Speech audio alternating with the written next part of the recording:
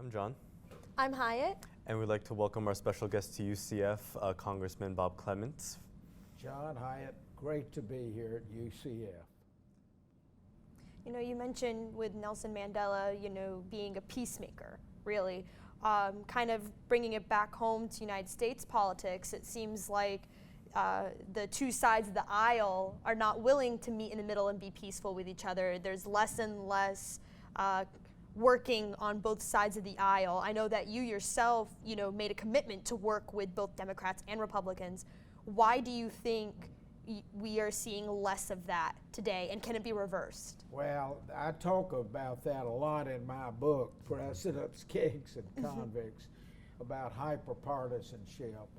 Because when I served, I looked at myself, and I really feel that way too, that I was a peacemaker, a consensus builder, and I would reach across the aisle. And we have a lot of what I say, we've lost a lot of institutional knowledge. They've shortened the schedule, where rather than meeting Monday to Friday,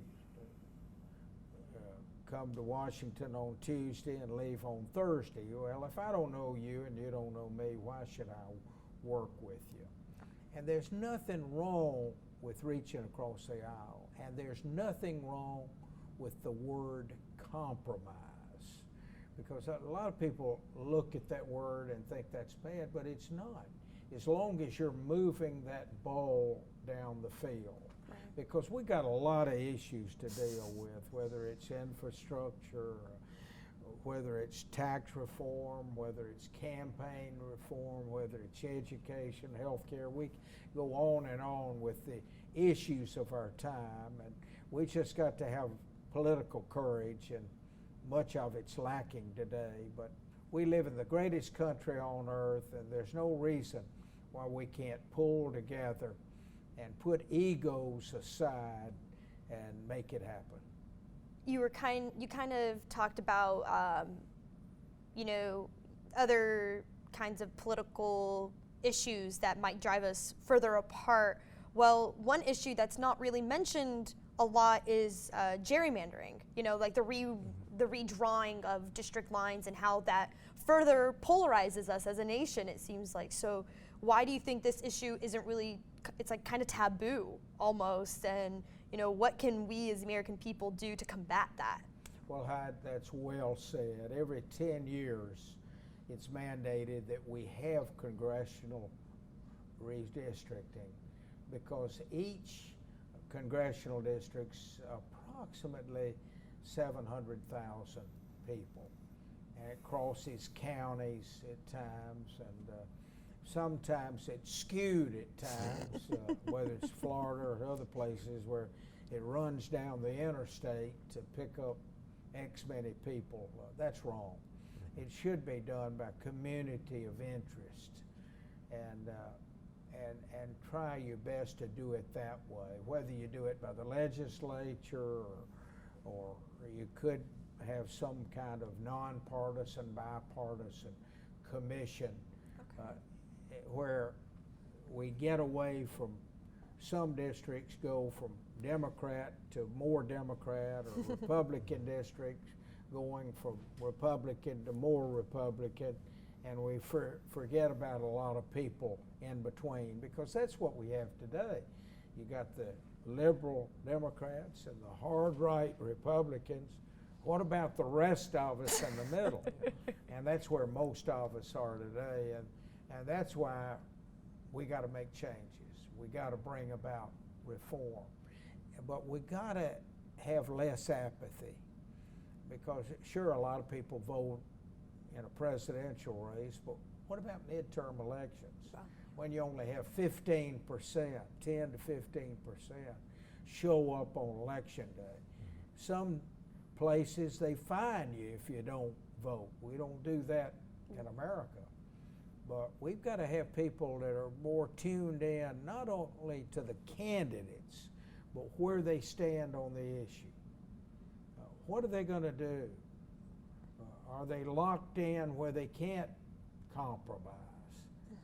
Those are factors that we need to know before an election, not after an election. Yeah, no, for sure. To add to the gerrymandering point, how could we get those commissions or committees when party leaders rarely, if ever, mention it? Well, that's right, and that's why if the Democrats and the Republicans are not careful, we're going to have a strong independent party and split up that favoritism with Democrats and Republicans and not knowing which way the parties are going and not representing the majority of the people. And that could happen in the future. Matter of fact, I've even thought about that too. I'm a Democrat, but I hadn't been a happy Democrat. And I think that speaks for a lot of Republicans too that feel like they're left out of the equation as well. So it could happen that we don't have any other choice but to have a third party movement strictly to get our points across and bring about major reform and change in America. Given the outcome of Brexit and the recent 2016 presidential election, do you see the rise of some new kind of nationalism, or is it something else? Well, United States of America is a superpower, and I don't think that's going to change. I think just a matter of time now you'll have two superpowers, and that'll be the United States of America and the People's Republic of China. Now, you cannot dismiss Russia because they have a lot of nuclear capability, and they're sure a major player as well. But that's what we're going to have in the future. But we still have to find a way to work together and respect one another. But what we're not doing is listening.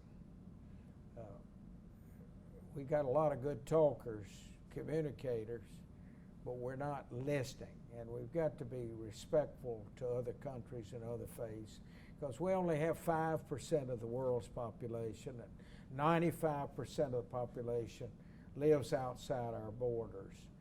And therefore, we need to be respectful to other people of other lands, of other faiths, of other cultures, in order to get much accomplished in the future. Okay. We know that you voted for both Iraq wars under Yes. both Bushes. Could you compare and contrast the situations and why you ended up voting for both? Well, the first one was an easier vote, but anytime you go to war, that's not easy, because men and women, boys and girls are at risk of losing their life or being injured. And being a veteran myself, and I was one of the few veterans in the United States Congress. Most Congress people have never served in the military, so I was an exception to the rule. I had a lot of members come to me and ask for my advice, which I appreciate very much.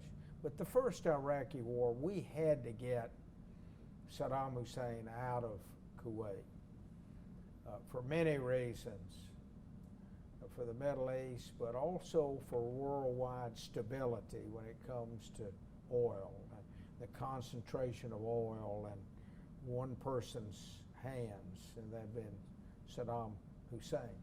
So we did everything we could in which we were successful, driving him out of Kuwait with the full cooperation of the Muslim nations.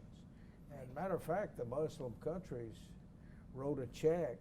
90% of the cost of the war they paid for, not the American taxpayer. The second Iraqi war, we could have been much more patient. We could have tried our best to get Saddam to come to his senses. We'd already weakened Iraq significantly. They did not have chemical, biological, nuclear capability, as was mentioned by the intelligence community. And therefore, we could have handled it a different way rather than writing a big check from $2 to $3 trillion. We could have used that money to rebuild America when it comes to infrastructure and education and health care and et cetera. And that's a sad commentary, but that happened. But we were trigger happy and cost us dearly. Yes, I did vote for both war resolutions. I did not want to on the second one, but George W. Bush sold us a bill of goods, much of the information incorrect about Iraq's capability, but also we could have handled it a different way and had better results. Who knows what would have ultimately happened, but we should have been more patient and with better results. What do you think was the biggest mistake in our implementation or execution of the Second Iraq War? Well, the worst mistake we made after we occupied the country and we won the war in a matter of days, and then the decision was made to occupy the country. And then we had some managers on the ground in Iraq that made poor decisions and were very hurtful and painful to even the Iraqi people, because they fired everyone that worked for the government. And as we've talked about some, is that was a terrible mistake, because they knew how to run the country. And here we fired them. And so you had no one there that really knew how to run the country, so you had a total meltdown. And law and order fell, as well as the economy was destroyed, and because of it, we all paid a very high price that did not have to, because sure, you want to cut off the head, but a lot of Iraqis were just working to make a living. They didn't have a mission, they didn't have a plan, they just wanted a job and a career and provide for their family, which was denied. It's about like the Chinese occupying America. The first decision was to fire everyone that works for the federal government, state government, and local government, and expect law and order to prevail and services to be provided. Right. And it could happen anywhere, and it happened in Iraq, which was a major tragedy and very costly to America and the world. Before you mentioned, that the money that we used in Iraq could have been used towards infrastructure.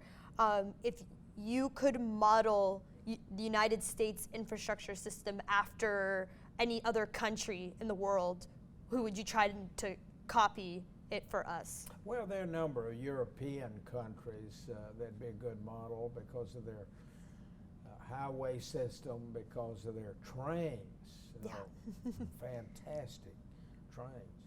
And that's true in Asia as well, which is really lacking in the United States. That's one of the reasons I ran for the United States Senate once upon a time, after my 15 years and 8 terms in the U.S. House of Representatives, to bring a national rail passenger service to the United States, comparable to what they have in Europe and Asia, which we're lacking in America. Years ago, the railroads, for example, we Americans owned the railroad right away. Well, years ago, that was given, just about donated to the major railroads. Now the railroads own the railroad right-of-ways. It's about like the United States giving away the interstate highway system. And then how we're going to get around, you know, it's comparable. And we need a national railroad system.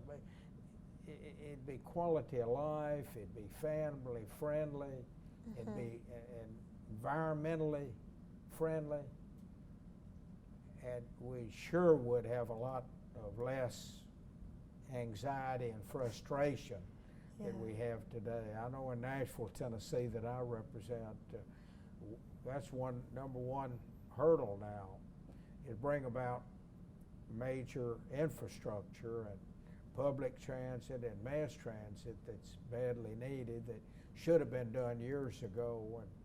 And most transportation projects are long-term projects. They're not short-term projects. Right. So you have to plan for the future. But you got to have public servants, politicians, to have the political courage to vote to make that happen. Right. Which hadn't happened yet because there hadn't been a transportation bill passed since Bob Clement and others were in Congress. Yeah, because you mentioned the European transit system, and I was just in Europe this past summer, and it was so easy to travel across Europe. You know, it was, you know, the rail systems and the trams and the subways, you know. So do you think that would also do wonders, not just for the American people, but for tourism, if we had that infrastructure? Absolutely, for tourism, for economic development, environmentally friendly, family friendly. And there's no doubt in my mind people would use that service. Right. I can't speak for years ago because I know Americans love their automobiles. But if you make it reliable and consistent, right, people will come. In your book, you talk about growing up with musicians, movie stars, and politicians. Who would you say had the greatest impact on you? Well, some of them that did. Well, for example, when I was just a kid, remember when my father was the elected governor of Tennessee, I was 9 years old, 9 to 15 and 19 to 23. But one of my early experiences is when President Harry Truman visited Tennessee, the governor's residence, and spent the night with us that night. Oh my gosh. And then the next morning, my father checked on him, and because Dad, being a former FBI agent, knew President Truman got up early in the morning, so at 5:30 in the morning, checked on him in the guest bedroom. No Harry Truman. Oh. And this was prior to Secret Service. Went downstairs, asked the Highway Patrol, "Where's President Truman?" And none of the troopers had seen him. Oh my goodness. And oh, my father, you can imagine his blood pressure went up. You lost the president. And they found him taking his morning walk all by himself down Curtiswood Lane. And Dad could just see, as governor of Tennessee, on his watch, losing the president of the United States. Well, everything was fine. But that was shocking. And then another time, and this was the early part of 1963, and as you know, President Jack Kennedy was assassinated the latter part of '63, but this was the early part of 1963. President Kennedy visiting Nashville, just had spoken at Vanderbilt University, and we had a luncheon at the governor's residence. And I was chosen to give the prayer, which I did. And then we put President Kennedy or took him to Overton High School and flew on a helicopter back to the airport to fly to his next speech in Alabama. So I remember that so well. And incidences such as that all stand out. And then one, really, President Kennedy too, even at 1960, when he ran for president, right in the middle of his campaign, Ambassador Kennedy, Jack Kennedy's father, called my father. Governor Clement, we need some help. We understand Billy Graham, Reverend Billy Graham, getting ready to endorse Richard Nixon for the presidency, and we've got to stop that endorsement. We think it'll cost us the election. My father, one of Billy's best friends, called Billy, and Billy said, yes, I've already given the article to Time magazine, Henry Luce, to endorse Richard Nixon over Jack Kennedy. And Dad pleaded with him, please don't do that. You're going to be looked upon as anti-Catholic. Please pray about it. Billy prayed about it. Billy Graham called my father the next day. I canceled that endorsement. And if one vote per precinct had changed, Richard Nixon would have beat Jack Kennedy. Yeah. And we would have had to rewrite the history books. Yeah. Those are things, that's hysteria turning into history. And so a lot of the things like that happen. And I share that with the book because that's in the book because that's inside information, but that's important for the future. Yeah. Is there a certain moment during your time in Congress that stands out to you the most from your time serving? Well, anytime you have war resolutions, that definitely stands out because that's life and death situations. Mm-hmm.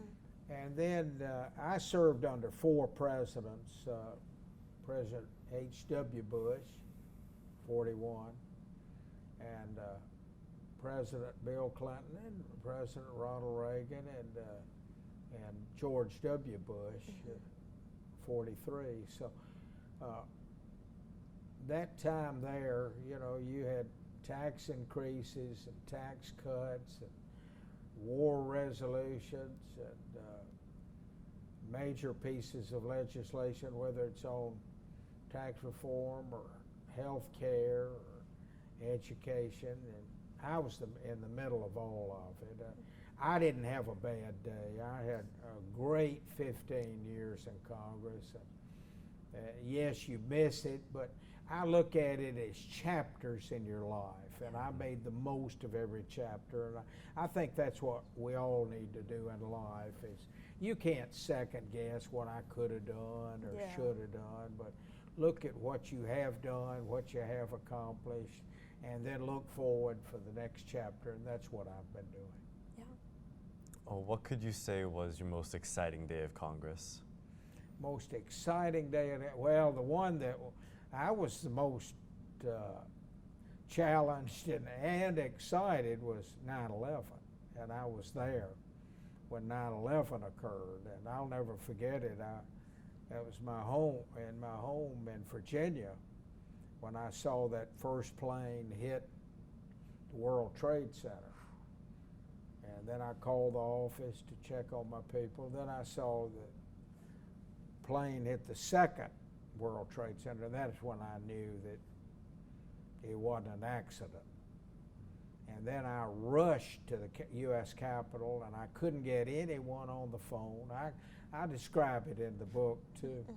But I couldn't get anyone on the phone, and I got there, and the U.S. Capitol officer told me, get the heck out of here. We're under attack. Because that plane that was going to hit the U.S. Capitol came down. As you know, the people on the plane brought it down in Pennsylvania that would have hit the U.S. Capitol. And everyone was gone then. I don't know of any other congressmen that were there but me. I don't know. I truly don't know till this day. I know I stayed there, even though I was told to leave, but I didn't know how to leave because there was so much confusion outside. So I stayed at the U.S. Capitol, and I just kept answering the phone. And I really didn't know any more than anyone else other than TV, radio, and reports because it was coming in so fast. So I stayed till late in the afternoon before I went home, but I'll never forget that day. But there was so much confusion outside. But when I did leave, there were no cars on the road. I mean, I had a free ride from the U.S. Capitol to my home in Mount Vernon. Wow, yeah. But I will never forget that day. Is there a single piece of advice that you could give the new administration going into the next 4 years? Well, Mr. Trump I have not met. Hopefully I will meet one of these days. I do wish him well. I didn't vote for him, didn't support him, but I want him to succeed. It's best for America and all that. I am concerned because he does have a lot of lack of experience. He's the most least prepared of any president we've ever had in history. No military experience, no political experience, and yet he was elected president of the United States. But I would say to him, particularly on the international front, be careful, be cautious, because with a lot of people will misunderstand. We could get ourselves in a major confrontation, and we don't need to move down that road.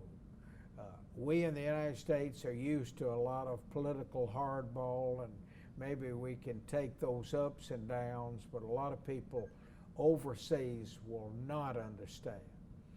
So I'm particularly concerned about that.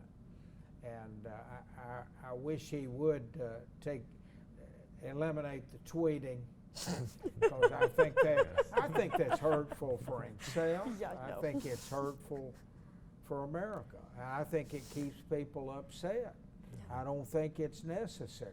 I think his address before Congress was good, very effective, and I don't know why he didn't sit back and enjoy the accolades without getting himself down a very treacherous road with the FBI and the American people.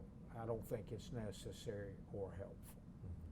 If you could give a piece of advice to someone in college, like myself or others, studying politics or thinking about getting into politics, what should we do so that we can have that future for ourselves? You know, I talk about that in my book too, that I am concerned about young people because they look at politics as corrupt, negative, bad, distasteful, risky, I'll never do it, and all that. That really bothers me because I look at politics as honorable. I look at politics as compromise. My aunt, Annabelle Clement O'Brien, state senator from Tennessee, she described it better than any. She said, politics builds roads. Yeah. Politics builds schools. Politics is compromise. I love that. Matter of fact, I had a chance to speak at West Point and Oxford last year. And I'm so refreshed when I'd have students coming up to me at Oxford in the UK, and I'd ask them about what you're studying, and they wouldn't say, I'm studying political science. I said, Congressman Clement, I'm studying politics. I mean, they were so proud, and they were more interested in U.S. politics than they were their own politics, which I thought was rather intriguing as well. Yeah. So I would say to young people, don't shy away from it. You can make a difference. Prepare yourself by getting a formal education, get much experience as you can, and be involved in activities. I am worried about young people because a lot of young people don't join organizations. Right. They don't join civic clubs. They don't join the church. They've somewhat pulled back. And I hope they will be engaged because young people are smart, smarter than any generation on earth. I mean, they've got the intelligence. And if they'll apply their will, their determination, and all that, it will work. But don't back away from politics because we need you. Right. All right, well, thank you for your time, Congressman Clement. It's been a pleasure, and hope to see you soon. Hyat, John, thank you both. Thank you all. Thank you.